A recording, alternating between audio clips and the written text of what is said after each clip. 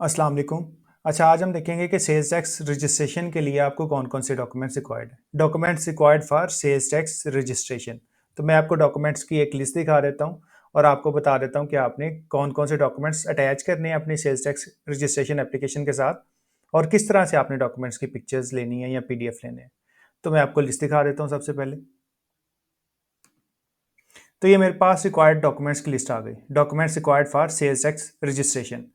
तो सबसे पहले मेरे पास आ रहा है बैंक अकाउंट मेंटेनेंस सर्टिफिकेट। ये बैंक अकाउंट मेंटेनेंस सर्टिफिकेट आपको आपका बैंक प्रोवाइड करेगा, जो भी आपका बैंक है, मिज़ान है, अल्फला है, अलाइड है, व्हाट्सएवर। आप अपने बैंक में जाएंगे और आप अपने बैंकर को कहेंगे कि आपको अकाउंट मेंटेनेंस सर्टिफिकेट चाहिए, तो वो आपको अकाउंट मेंटेनेंस सर्टिफिकेट प्रोवाइड कर देगा। और अकाउंट मेंटेनेंस सर्टिफिकेट में आपके अकाउंट का टाइटल, आपका एड्रेस, आपका अकाउंट नंबर, सारा कुछ मेंशन होगा। और उसमें ये भी मेंशन होगा कि आप कब से अकाउंट मेंटेन करें इस बैंक के साथ और आपके अकाउंट की टाइप क्या है, करंट है, सेविंग है, व्हाट्सएवर। अच्छा, एक तो आपने अकाउंट मेंटेनेंस सर्टिफिकेट अटैच करना है। इसके साथ आपको एडिशनल चीज़ें भी चाहिए होंगी। Bank certificate should contains last closing balance, a last bank account statement. आपकी जो लेटेस्ट अकाउंट स्टेटमेंट है आपने वो भी अटैच करनी है।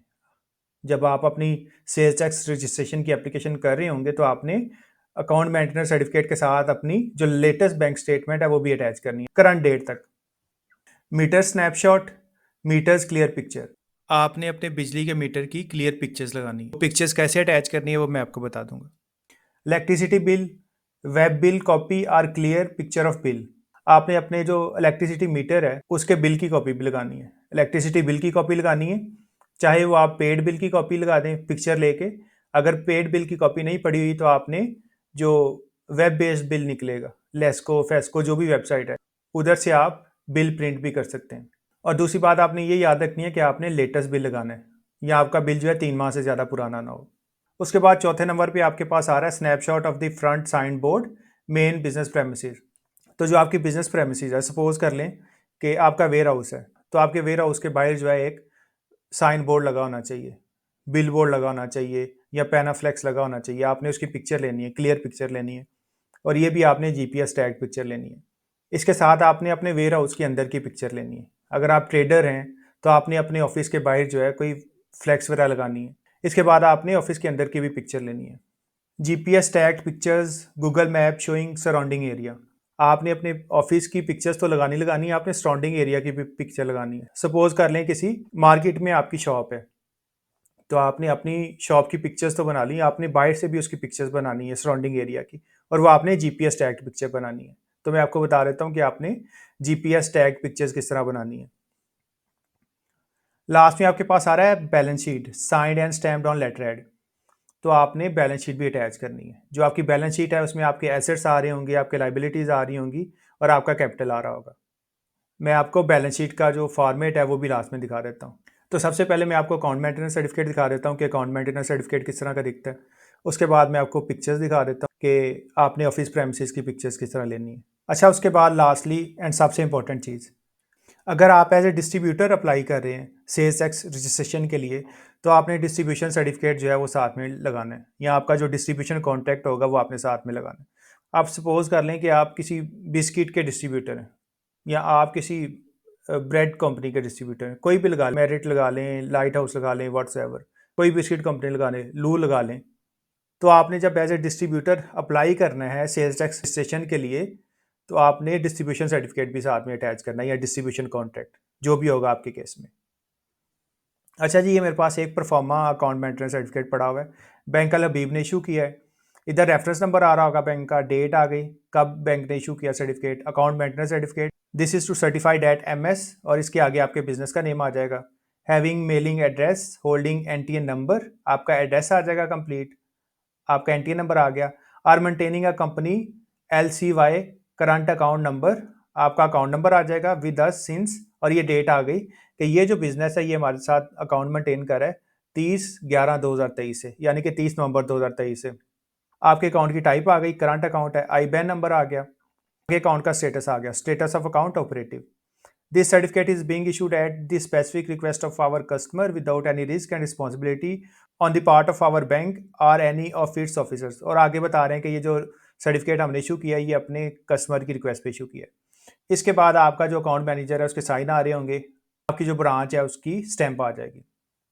सो ये आपके पास एक अकाउंट मेंटेनेंस सर्टिफिकेट का परफॉर्म है। हर बैंक का जो फॉर्मेट है वो डिफरेंट होगा, तो उसको आपने देख लेना है, लेकिन जो चीज़ें हैं वो सेम ही होंगी। टाइटल आ रहा होगा जो बिजनेस अकाउंट है आपका, आपका एड्रेस आ रहा होगा, डेट आ रही होगी कि कब से आपका अकाउंट ऑपरेटिव है, अकाउंट की टाइप आ रही होगी, आई बैन नंबर आ रहा होगा और अकाउंट नंबर आ रहा होगा। नीचे चलता हूँ।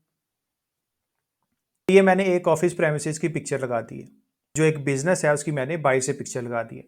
तो ये देखें, ये इसका साइन बोर्ड आ गया, ये आप देख सकते हैं, ये मैंने हाइड किया हुआ है। और ये देखें, ये मैंने एक जीपीएस टैग पिक्चर लगाई है।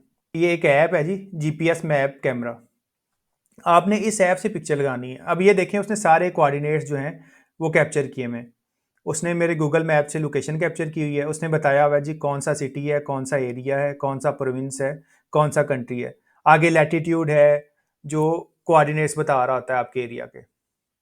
उसके बाद डेट आ गई, कब मैंने पिक्चर कैप्चर की, टाइम आ गया। तो ये आपने देख लेना है कि जब भी आपने पिक्चर कैप्चर करनी है बिजनेस प्रेमिसेस की, बिजनेस के साइन बोर्ड की, अपने मीटर की, तो आपने ये जीपीएस कैमरा के थ्रू अपनी पिक्चर जो है ये कैप्चर करनी है। इसके अलावा जो ऑफिस की सराउंडिंग है उसकी भी आपने पिक्चर जो है वो आपने जीपीएस कैमरा के थ्रू अटैच करनी है। तो ये आपने बात याद रख लेनी है। आप जब इस ऐप से पिक्चर्स कैप्चर करेंगे जीपीएस मैप कैमरा, तो ऑटोमेटिकली जो है ये नीचे कोऑर्डिनेट्स खुद ही उठा लेगा। ऐसे ही जब आपने मीटर की पिक्चर खींचनी है तो वो भी आपने इसी ऐप के थ्रू खींचनी है। ये बात आपने याद रखनी है। तो ये मेरी जो बिजनेस प्रेमिसेस है उसके बाहर की पिक्चर हो गई, और इस तरह मेरी बिजनेस प्रेमिसेस के अंदर की पिक्चर आ जाएगी। मैंने सिर्फ प्रिंटर की लगा दी आपको दिखाने के लिए, आपने सारा ऑफिस दिखाना है जी, चेयर्स वगैरह, टेबल्स, व्हाट्सएवर, तो ये सारा कुछ आ जाएगा। क्या कुछ अटैच करना है, आपने अकाउंट मेंटेनेंस सर्टिफिकेट अटैच करना है, आपने बैंक स्टेटमेंट अटैच करनी है लेटेस्ट, उसका जो क्लोजिंग बैलेंस आ रहा होगा, लास्ट वाला पेज चाहिए अटैच कर दें। आपने बिजली के बिल की पिक्चर अटैच करनी है लेटेस्ट, आपने साइन बोर्ड की पिक्चर अटैच करनी है बाहर से, आपने अपने ऑफिस प्रेमिसेस की पिक्चर अटैच करनी है, आपने अपने ऑफिस प्रेमिसेस के सराउंडिंग की पिक्चर्स अटैच करनी है, और लास्टली आपने क्या अटैच करना है, आपने अटैच करनी है बैलेंस शीट अपने लेटर हेड पे। तो मैं आपको बैलेंस शीट दिखा देता हूँ। तो जी ये मेरे पास बैलेंस शीट का फॉर्मेट आ गया।